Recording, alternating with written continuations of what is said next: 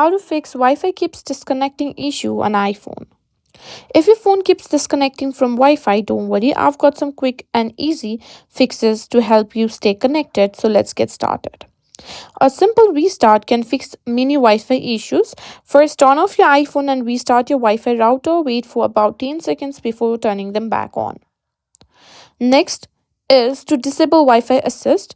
What you need to do is Wi-Fi assist automatically switches to mobile data if Wi-Fi is weak, which can cause disconnections. So go to settings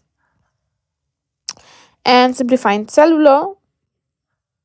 If you find an option that says Wi-Fi assist, simply turn that option off. Next is to simply reset your Wi-Fi network settings.